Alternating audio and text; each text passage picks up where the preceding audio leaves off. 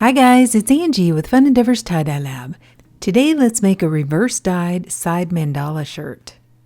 And for this shirt, I'm going to use a red 100% cotton Hanes t-shirt. I'm going to start the mandala on the side of the shirt. So I'm going to find a place where I'd like for the center of the mandala to be. Then using a washable marker, I'm going to make a mark on that line. And I usually like to start my mandalas about maybe an inch or so below the armpit of the shirt. I'm then going to use a straight edge, place it right on that line, and fold the hem of the shirt up. The straight edge kind of helps me keep a straight line. I'm going to grab one corner of the hem, fold it partway back down. Then the seam that was formed from folding the hem partway back down, I'm going to pinch that line, lift the shirt up off the table, and turn it over. That folds the top part of the shirt down. I'm going to grab that side and fold it over.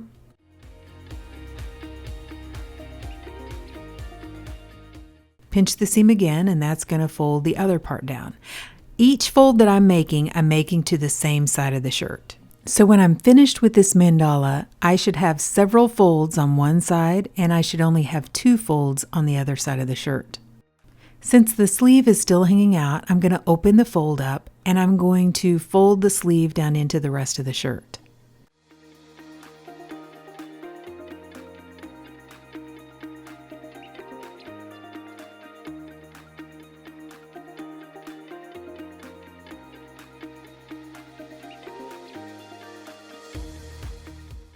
At this point, I decided to go ahead and fold the shirt down one more time. So I'm going to do that on each side. Okay, so now our mandala is folded, and if you'll notice, like I said, I have 2 folds on one side and a bunch on the other.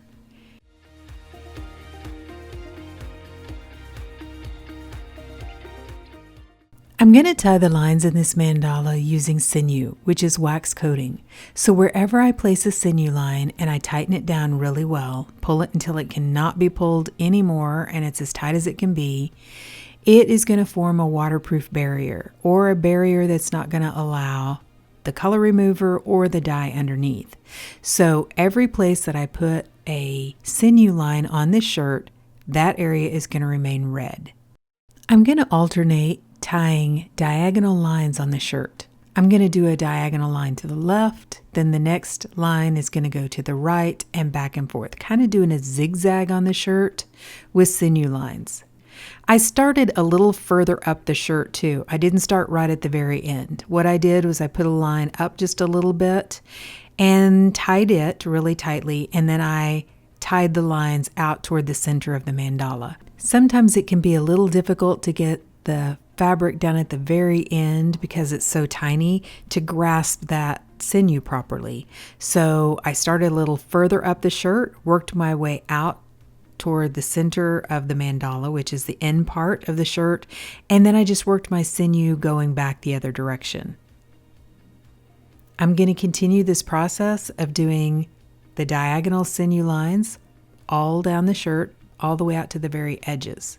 I'm also going to speed the video up quite a bit here, but if you want to watch this video a little bit slower, you can click the settings icon on YouTube and choose your playback speed.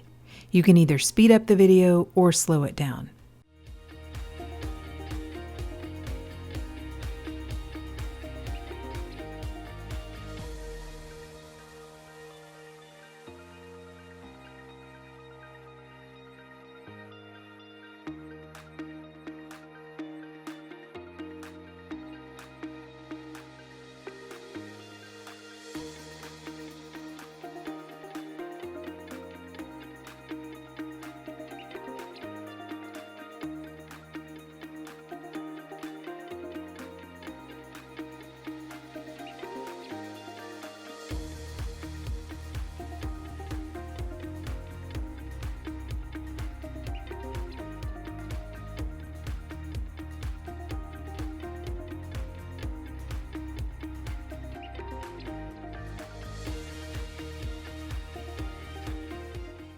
For the color removal process, I'm going to use a product called Out White Brite Laundry Whitener. And I usually purchase mine from Walmart in the laundry aisle. They normally put it by the bleach products, even though it's not a bleach product. It's not going to damage your fabric the way bleach will, and it doesn't need to be neutralized. If you can't find any at your local store, I have a link down below this video in the description for where you can purchase some from Amazon. I like to do a lot of shirts at the same time, and this particular shirt is at the very bottom of the container. I'm starting by sprinkling the Out White Brite over the top of all the items, and I'm doing this entire process outside. I'm also wearing a respirator throughout the entire process. The Out White Brite is stinky, and I don't want that in my dye space. I also don't want to inhale any of the fumes from the Out White Brite or the Out White Brite powder. I've just poured the first container of boiling hot water over the top of the Out White Brite, and you'll notice the minute it hits that product, it starts to bubble and immediately remove the color. On this shirt, it is kind of turning an orangey color the minute the Out White Brite starts to work. I'm going to add a little bit more of the powder, and then I'm going to add my second pot of boiling hot water. I want to try to make sure almost all of the items in this container are submerged. And I'm also going to use a pair of metal tongs, which I purchased from the Dollar Tree dollar store, and move my items around in the Out White Brite solution. I want to make sure they get as well saturated as possible. Then, as I notice the item seems to appear to have the color removed, I'm going to take the items out of this container. I'm taking them to my utility sink, and I'm going to rinse each of them in cold water. Then I'm going to put the item into my washing machine. So I'm going to do that with all of these items, and once I have my washing machine full of the shirts, I am going to wash it on a cold cycle and use a little bit of Dharma's Professional Textile Detergent. By the way, I'm leaving all of these items tied the entire time. I'm not going to untie them until after they're dyed. Then I'm going to place the shirts down inside of my soda ash solution, and I'm going to allow them to soak for at least 20 to 30 minutes. I want to make sure they get very well saturated. And you need to be aware, if you have a new soda ash solution, that you might want to pour some out into another container to soak your items. Any items that I soak that have either had the color removed or been previously dyed or anything like that have a tendency to soak a little bit of color out into your soda ash solution. And in this case, they can also get some of that Out White Brite smell down into the solution too. So if I have a new soda ash solution, I put it in a different container before I soak shirts like this. In this case, my soda ash solution is almost empty, so I'm just going to use my primary one and then discard whatever is left over. Then, after the shirt has been soaked, I'm going to put it aside and allow it to dry out completely because it is a pretty thick fold, and I get better color saturation whenever I apply the dye to completely dry shirts when they're thick like this. If you'd like a little more information about this topic, I have a blog post out on my website that discusses this in more detail, and I have a link to my website down below this video in the description.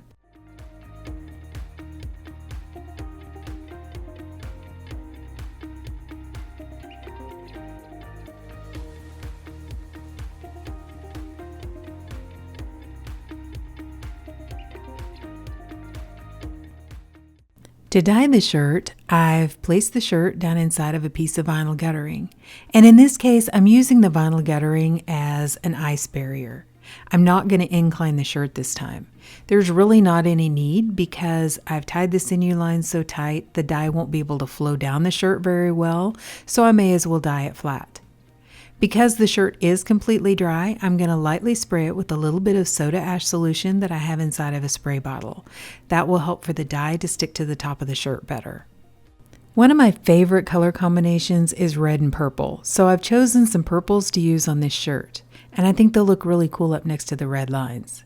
So let me tell you the colors that I'm going to use, and I'm just going to continue going through these colors in this order until I'm down at the very end of the shirt. So I'm going to have to repeat the colors. I'm using English Violet from Dye Spin, Royal Purple from Grateful Dyes, True Violet from Grateful Dyes, Scottish Heather and Velvet Orchid from Dye Spin, Orchid from Dharma, True Purple from Grateful Dyes, and Plum Wine from Dye Spin.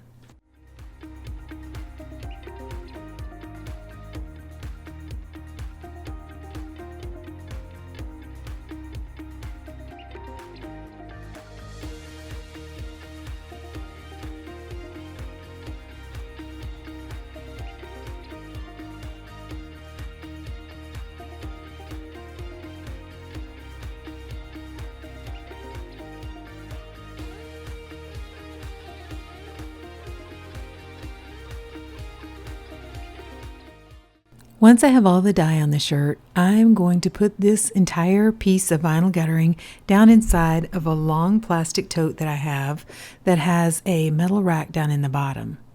Then I'm going to place an additional sprinkle of dry soda ash over the top, place on a layer of ice, and put the shirt aside and allow the ice to melt. After this first layer of ice melted, I had quite a bit of undissolved dye left sitting on top, so I added a second layer of ice. Then after the second layer of ice melted, I placed the lid on this plastic container and placed the container outside where the shirt could process in the heat. I left it for about 48 hours before I began rinsing it.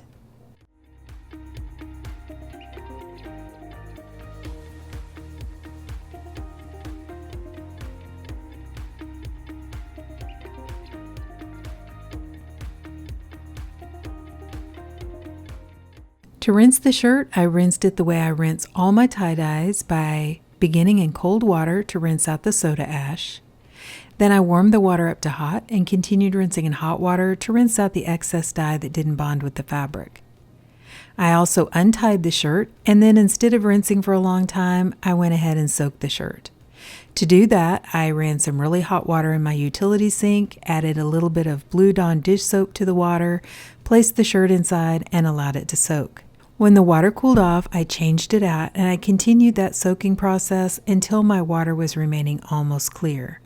Then I placed the shirt along with some Dharma's professional textile detergent into my washing machine and I washed it using a hot water cycle. Okay, so the shirt has been washed and dried, and let's see what it looks like. Okay, so what do you guys think?